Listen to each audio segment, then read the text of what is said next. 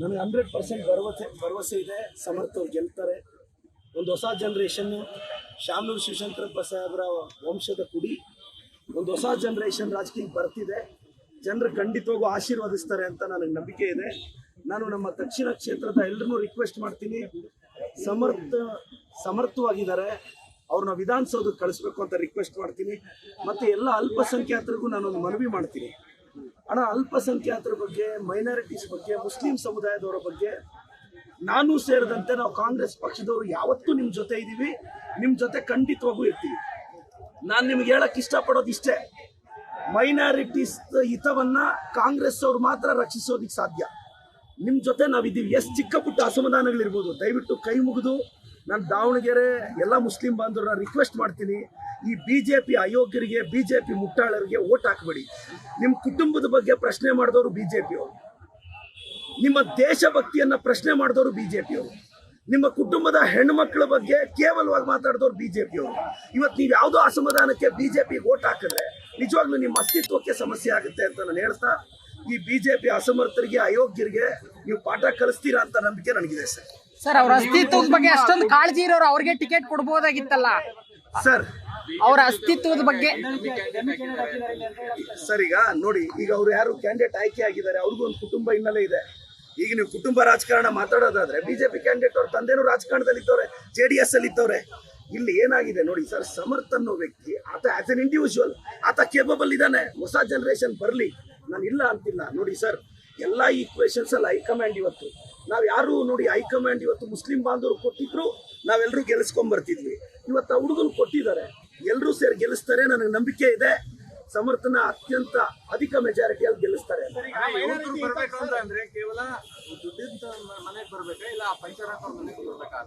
ಈಗ very simple, ನನಗೆ ಯಾವ ಬ್ಯಾಕ್ ಗ್ರೌಂಡ್ ಇತ್ತು, ಪಾರ್ಟಿ ಟಿಕೆಟ್ ಕೊಡ್ಲಿಲ್ವಾ?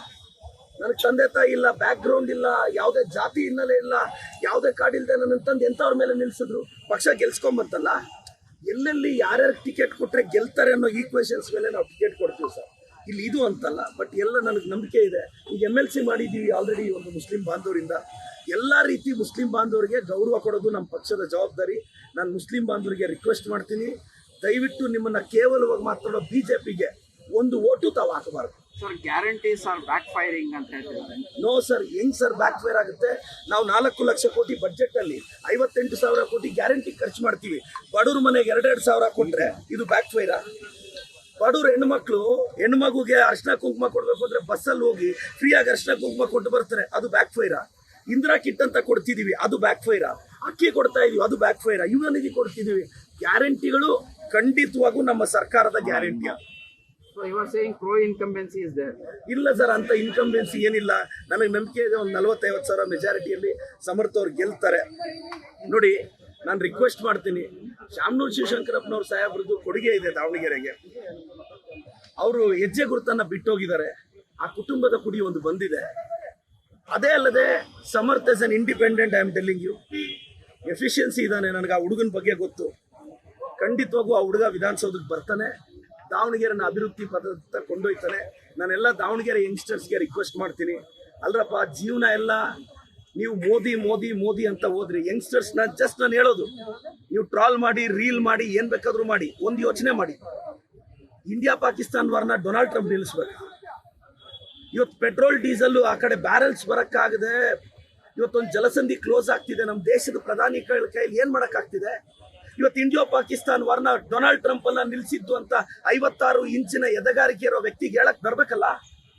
ನೀವು ಯಾವ್ದ್ರಿಂದ ಹೋಗ್ತಾ ಇದ್ರೆ? ಏನ್ ಅಭಿವೃದ್ಧಿ ಆಗಿದೆ BJPಯಿಂದ? ಏನ್ ಅಭಿವೃದ್ಧಿ ಆಗಿದೆ? BJP MP ಗಳು, ಕರ್ನಾಟಕದಲ್ಲಿ ಇರ್ತಕ್ಕಂಥ BJP MP ಗಳು ಎಷ್ಟು ಜನ ನಮ್ಮ ಜನರ ಸಮಸ್ಯೆನ ಕೇಳ್ತಿದ್ದಾರೆ? ಇದೆಲ್ಲ ನೀವು ಯೋಚನೆ ಮಾಡ್ಬೇಕಲ್ಲ. ಬರೀ ಸಿಂಪ್ಲಿ ಸೋಷಿಯಲ್ ಮೀಡಿಯಾದಲ್ಲಿ ಇದು ಮಾಡೋದಕ್ಕಿಂತ ನಾನು ಒಂದು ಯೋಚನೆ ಹೇಳ್ತಾ ಇದ್ದೀನಿ, ಕೊಡಿ ಯಂಗ್ಸ್ಟರ್ಸ್ಗೆ ಅವಕಾಶ ಕೊಡಿ. ನಾವು ಬದಲಾವಣೆಗೋಸ್ಕರನೇ ಬಂದಿರೋದು, ಸಮರ್ಥನ ಹುಡುಗರು ಚೇಂಜ್ಗೋಸ್ಕರನೇ ಬಂದಿರೋದು. ಇವತ್ತು ಚಿಕ್ಕಬಳ್ಳಾಪುರದಲ್ಲಿ ನನಗೊಂದು ಅವಕಾಶ ಕೊಟ್ಟಿದ್ದಕ್ಕೆ 270 ಹಳ್ಳಿ ಸುತ್ತಿದ್ದೀನಿ ಸರ್. ಬೆಳಗ್ಗೆ 6 ಗಂಟೆಗೆ ಬ್ಯೂರೋಕ್ರಸಿನ ಕರ್ಕೊಂಡೋಗಿ ನೆಲದ ಮೇಲೆ ಕುತ್ಕೊಂತೀನಿ.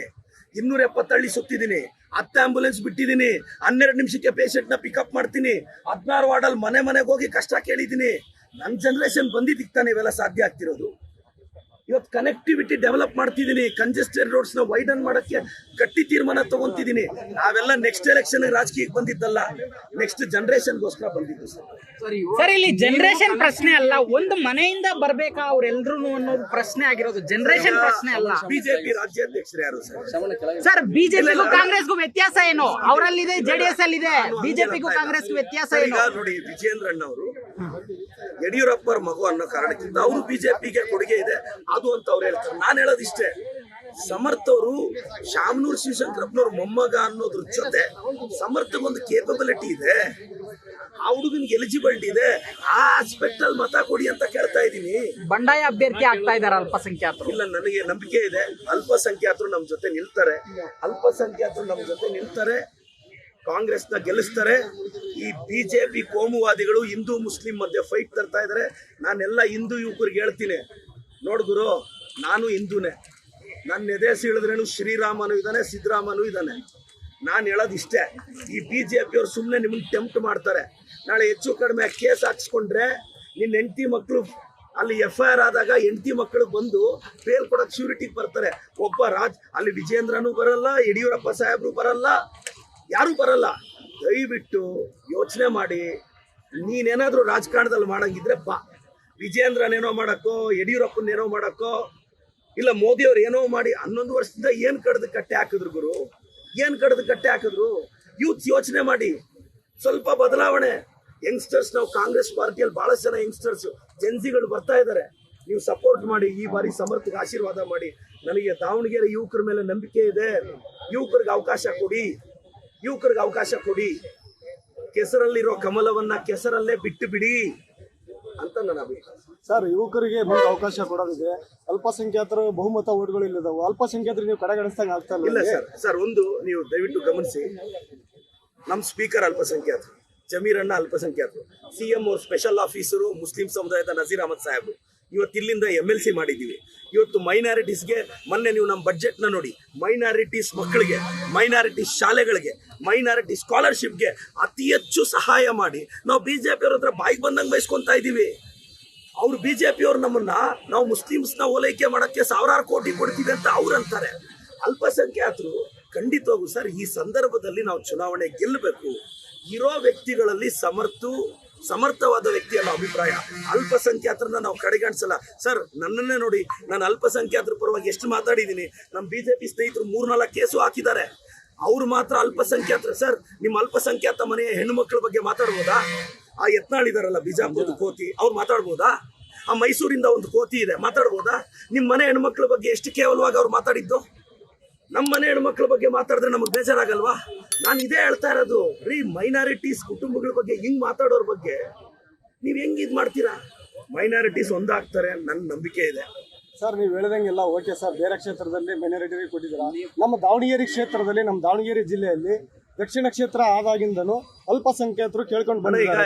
ನೀವು ಕೊಡ್ಬೋದಿತ್ತಲ್ಲ ಅಲ್ಪಸಂಖ್ಯಾತರಿಗೆ? ತೀರ್ಮಾನ ತಗೊಂಡೆ. ಮುಂದಿನ ದಿನಗಳಲ್ಲಿ ಖಂಡಿತವಾಗೂ ಮೈನಾರಿಟೀಸ್ ನ ದಕ್ಷಿಣ ಭಾಗದಲ್ಲಿ ಮುಂದಿನ ತರ ಪ್ರಯತ್ನ ನನ್ನ ಪಕ್ಷ ಮಾಡುತ್ತೆ. ನೀವು ಹೇಳೋ ಹಾಗೆ ಹಂಗಾದ್ರೆ ಅಲ್ಪಸಂಖ್ಯಾತರಲ್ಲಿ ಯಾರು ಸಮರ್ಥರಿಲ್ವಾ? ಸಮರ್ಥರು ತುಂಬಾ ಜನ ಇದ್ದಾರೆ. ಇದೊಂದು ಸಂದರ್ಭ ಅಷ್ಟೇ ಸರ್ ಅಂತ ಹೇಳ್ತಾರೆ. Thank you sir, thank you so much. Karnataka news beat follow ಮಾಡಿ, ಸಬ್ಸ್ಕ್ರೈಬ್ ಮಾಡಿ.